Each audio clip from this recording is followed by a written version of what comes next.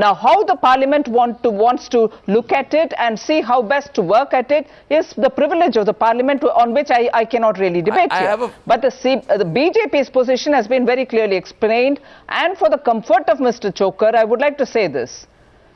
I'm not even getting into a debate of what the NDA did or what it didn't do. Today, the BJP's position is consistent and it is repeatedly said in every forum. Our leaders have gone to Jantar Mantar and said it there. The dissenting note also has been submitted, and we will insist that the Lokpal draft which comes now addresses those dissenting points which have been made on the report of the standing committee by our members in the standing committee. And if it is not addressed, we'll even press for an amendment, and that has been stated already. Right. So we, if anything, are one party which has made its position as regards the critical aspects of this Lokpal debate very clear. And Mr. Chokar can definitely, he is welcome to engage with us on a debate on this. But we made our intentions and objective very clear. Okay. Vineet Narayan, as this debate moves forward, do you think the government started from a very rigid position because it's going to slowly soften its position as the debate goes on in Parliament? Do you think it's going to slowly soften its position or show some flexibility as this moves in Parliament? I'm very concerned about the attitude of the government. Why the government is scared of somebody's threat? Government should act in the larger interest of the nation, and Parliament should act as a collective body, and the bill will come before the Parliament. Let all the parties objectively examine the bill and do something which is in the larger interest of public. I mean, we can't go on taking political mileage of this situation. Who's taking political mileage? I think political parties are trying to take political mileage out of this situation. When the testing times comes, they don't pass through the test, and suddenly you take a very moral position. I think we need to introspect the whole process. What we really want, how much autonomy you want to give to CBI. Are we comfortable with the autonomy to CBI? All these things need to be discussed by the Parliament. Most amazing thing, Mr. Vineet Narayan, the most amazing thing, Mr. Vineet Narayan, nobody disagrees about autonomy to the CBI. The disagreement is over the form. Yeah, so why you insist that it should? Yes, why you insist that only by bringing it under Lokpal it will become autonomous? Why don't you want to accommodate other viewpoint also? The existing system, wherever there is a lacuna, let's get rid of that lacuna and make it more effective. As I told you, give financial autonomy to CBI, give administrative control to CBC over it, make the CBC appointment more transparent and accountable. Why go on creating new institutions every 10 years? Prashant Bhushan, many questions are being put to you. Almost all those questions seem to be addressed to you tonight. Have you made up your mind about the 27th December, agitation or protest, or do you think there should be some room at looking at what is happening in Parliament, maybe observe it a little closely, give the MPs room, and then decide? Why did Anna Hazare come out and say, I am going to go on an agitation from 27th, come what may, and if it is not passed, on a jail bharo from 1st of January? No, that is based on the kind of signals that are coming out of the cabinet meeting today, where two of the most critical things, that is an independent investigative wing under the Lokpal, the cabinet says no, that cannot be allowed, the investigation will be under a government controlled agency, and secondly that the selection of the Lokpal has also been left to a three-member body in which you have the Prime Minister, Leader of Opposition and the Chief Justice, which is also seriously objectionable because the Leader of Opposition has also been a minister, hopes to become the Prime Minister, and therefore he also normally wants a pliable, weak person in this kind of watchdog institution. Same thing has been happening with the appointments of the CVC, or with the chairman of the National Human Rights Commission, where the Leader of Opposition is also involved. All of them want weak and pliable people in these watchdog bodies because the watchdog can also bite them.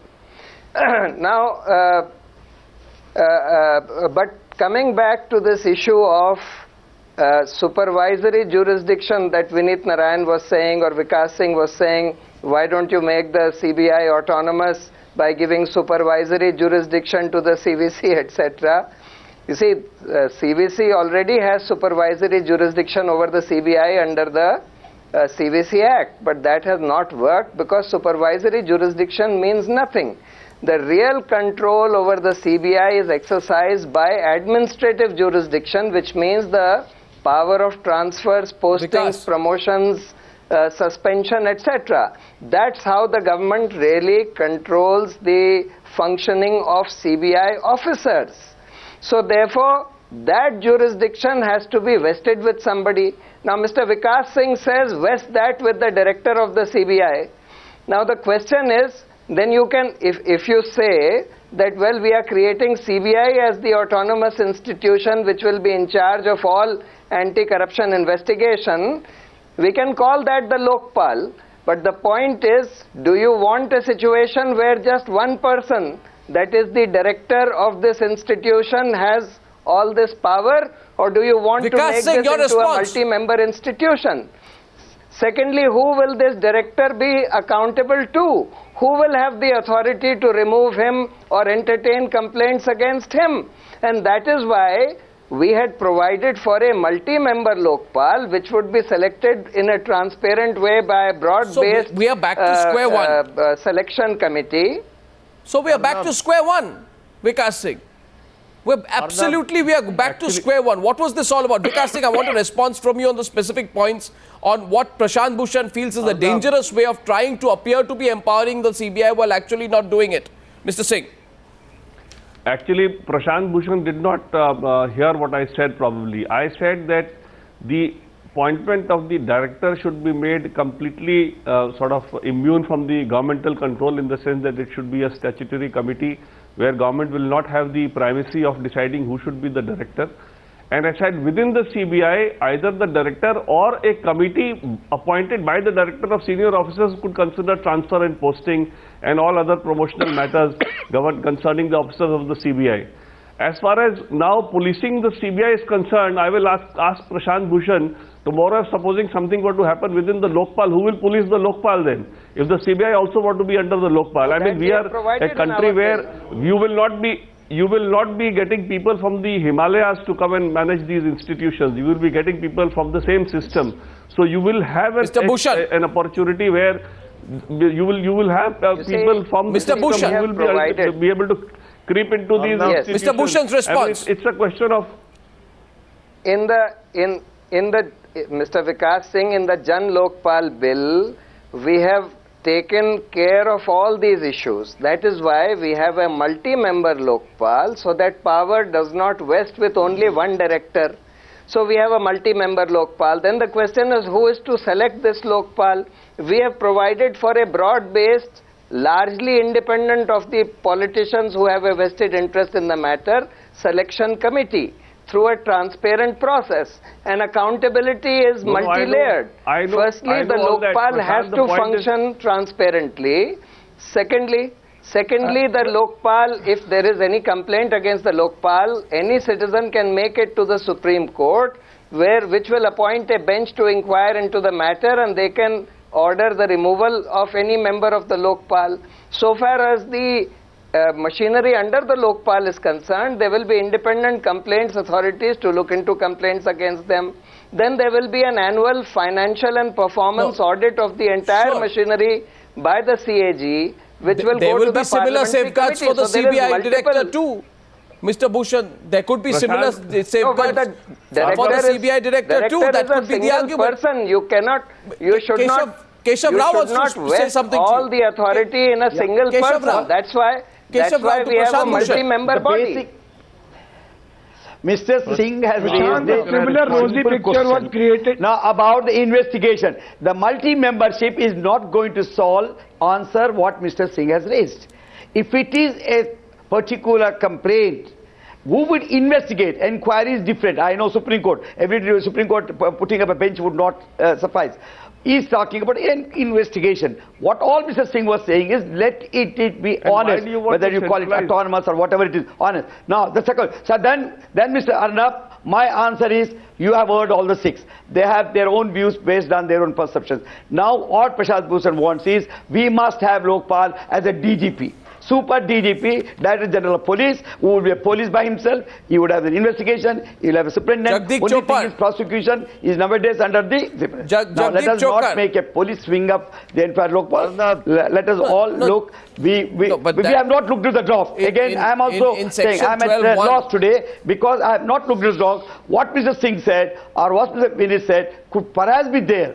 Let us look into this, what kind of players and what kind of system they are put in place as far as the, you can say. So then in the government's own Lokpal bill, you are... I'm talking about CBI. No. Sir, CBI, there are 4 or 5 minutes. 1 minute. I want Jagdeep Chokar to respond to you. Jagdeep Chokar to respond to you because... One second, Vinitara. Jagdeep Chokar to respond to you on this argument that you want to create some kind of a super DGP kind of institution. I find that the government's own Lokpal bill, Section 12(1), then probably preconceived, or was the original idea, where the original idea had sprung from? Jagdeep Chokar. To Keshav Rao. The original idea was also employed to buy time, and let me also tell you this seeming disagreement amongst various political formations is also employed to delay the whole thing. We know of the well-known Parkinson's law, which says that delay is the deadliest form of denial. We have succeeded in delaying it for 42 years. We will continue to fight over it.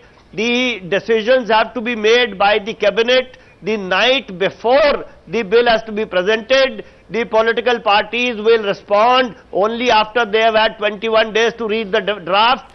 The basic intention is not to do anything, and if at all something is done, it should be the bare minimum, which does not change the status quo. Nirmala Sitharaman. Problem. Where will people know whether people will come from the Himalayas or from the moon? The people will come when people of this country have a say in who can be elected and who can be chosen, who can contest the eletion. For that, we will need internal democracy in political parties. Nirmala Sitharaman. The problem is... Question to Nirmala Sitharaman, running short of time. Question to Nirmala Sitharaman is this. That, there is a real worry, Ms. Sitharaman, that people have. That what happened with the women's reservation bill, that it got discussed, then some people tore up the women's reservation bill in Parliament, and then there was a big hue and cry about it, and all of this was being done to delay it. It was, of course, delaying the inevitable, but there was a strong and consistent attempt to delay it. Now, tomorrow and day after, there is a fear that if tomorrow something similar happens in Parliament, if political parties, begin to express strong views, disrupt the House and the remaining part of the House, then this bill gets into cold storage and the government then says, look here, we tried to present it, but the prevailing political situation does not allow us to take it forward. Do you worry about that, Ms. Sitharaman?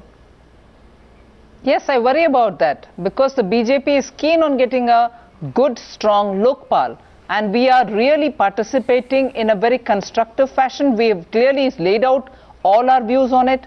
And we want a positive debate, debate certainly, to get into the details of all that is in the draft bill, which we have not seen yet.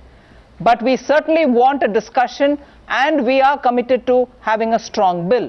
So you can expect the BJP participating in it in a constructive fashion, and I hope even the government will look at it with that kind of a positive approach and get the bill through, because the country is now calling out for a strong Lokpal. Whether it is going to address 5% or 10% or 20% of corruption, we need something. Well, we need something which is going to be strong and effective. Well, I would think we would work together and get something constructive and solid. We hope the government understands the sentiment of the people, and we have laid our position very clearly. We expect all this to be taken into consideration. Only tonight it will not be an overstatement to say that it looks like both sides are on collision course.